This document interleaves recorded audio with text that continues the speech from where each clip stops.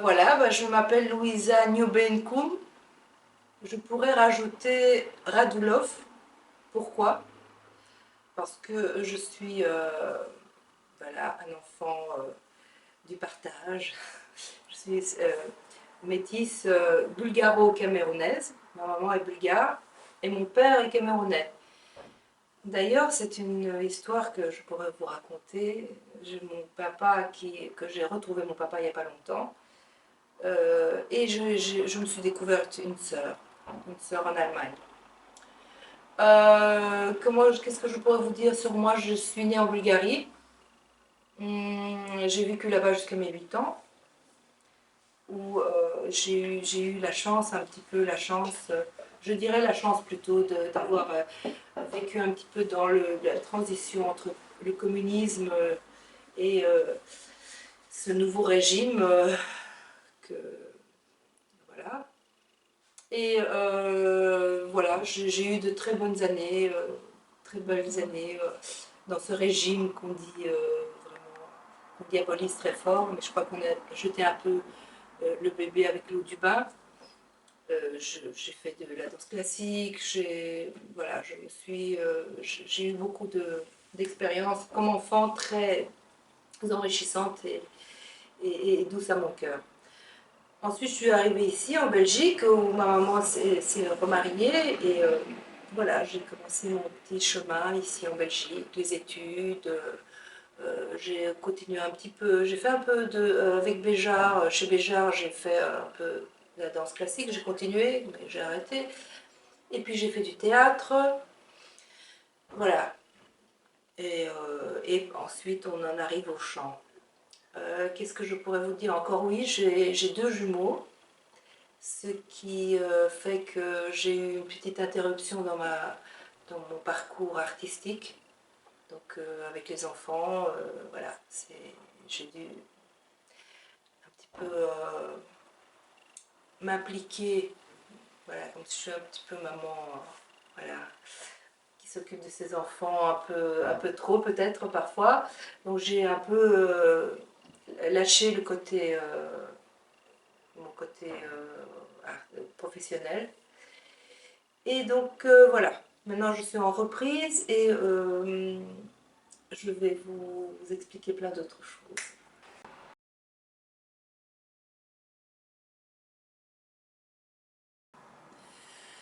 Eh bien, la musique. Je vais vous avouer que en fait, j'ai commencé par le théâtre. C'est ce qui me passionnait. Et voilà, c'est pour ça peut-être que je suis devenue chanteuse d'opéra. Par des chemins un petit peu atypiques. Mais la musique, de toute façon, chez moi je suis très... c'est le rythme, étrangement. Bizarrement, comme chanteuse d'opéra, je suis assez atypique, c'est-à-dire que j'aime tout ce qui bouge, qui a un rythme. Depuis petite, je me rappelle quand j'étais... enfin, je me rappelle. Quand j'étais bébé, c'est-à-dire que ma grand-mère me racontait comment, à 6 mois, elle me prenait dès que j'entendais de la musique, j'étais là en train de sauter. C'était vraiment incroyable. Et d'ailleurs, je vous avouerai que même maintenant, j'adore danser, j'adore... et j'aime toutes les sortes de musique. De la musique arabe, j'aime beaucoup la musique arabe de temps en temps, ça m'émeut quand j'entends, voilà, dans certains endroits où ils mettent de la musique par rapport à l'islam, j'aime beaucoup. La musique traditionnelle, classique arabe, Kalthoum, qui est une grande chanteuse, qui avait une voix magnifique. J'aime le fado, magnifique le fado. Le jazz évidemment. Ah oui, j'ai eu une période, c'est incroyable, que j'ai adoré la musique indienne, avec des espèces de mantras. Oh, c'est magnifique. Et alors c'est pour ça que je voudrais en revenir, quand on parlera de l'atelier, à ce côté, d'influence sur notre profond, nous, notre moi profond. Et la musique a cet aspect-là.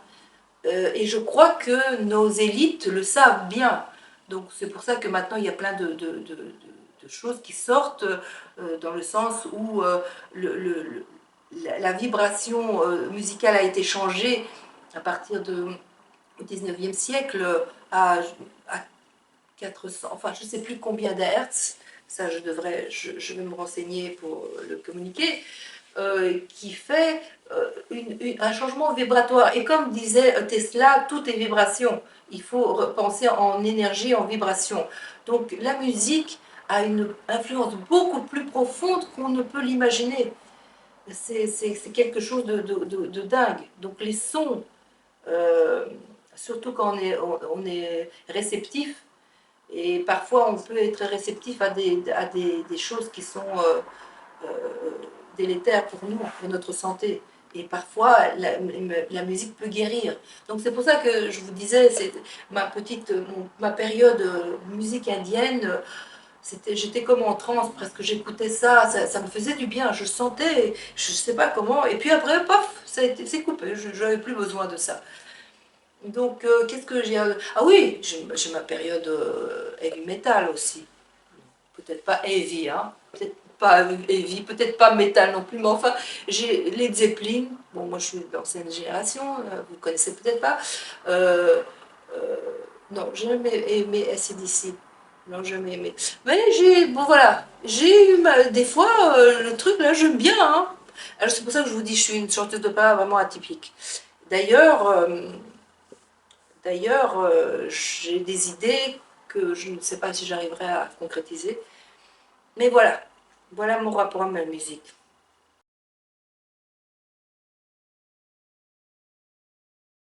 Alors, d'abord, je vais vraiment investiguer pour faire le mieux que je puisse faire.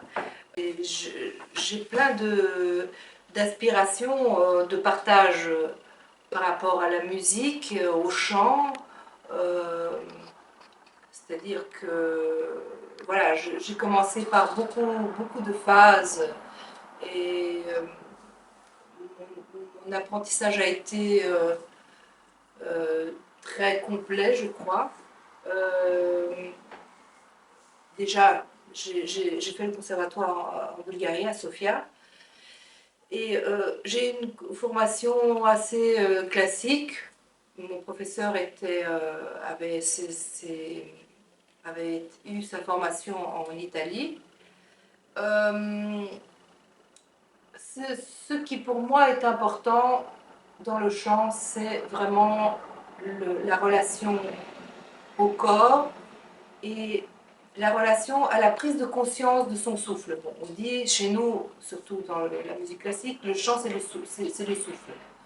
Donc voilà, on chante en maîtrisant bien son diaphragme, en ayant conscience d'une partie du corps qu'on n'utilise pas. Et donc pour le large public qui voudrait entrer dans ce monde-là, j'aimerais bien faire partager des, des sensations. Peut-être, ouais, faire partager des sensations de son corps, de ses possibilités, de l'effet que fait une certaine vibration sur notre psychisme. Voilà, simplement. Il y a des choses que l'on ne sait pas. C'est comme un exercice physique avec son corps. Des fois, on fait des mouvements et on dit « Oh, ça me fait du bien ». Eh bien, voilà, dans mon atelier, j'aimerais induire un état de bien-être, d'investigation, de reconnaissance, de, de curiosité par rapport à ces possibilités, par rapport à cette voix, à la voix parlée aussi. Voilà, parfois on a des positionnements vocaux qui font que même mentalement, on est dans certains schémas. Donc vraiment, ça serait très intéressant d'investiguer là-dedans.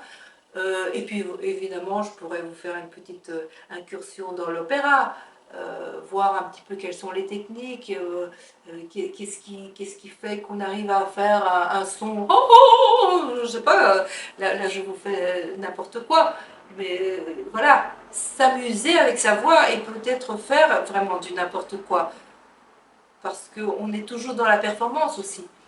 C'est vrai que l'opéra, ça existe, c'est vraiment la Formule 1 du chant. Hein. On passe des dizaines d'années à se former, mais pourquoi pas un petit peu se réinventer pour y toucher, le démystifier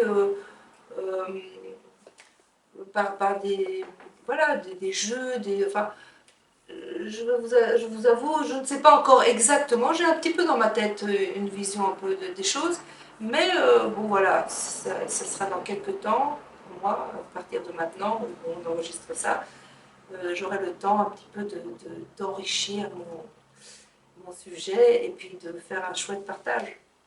Voilà.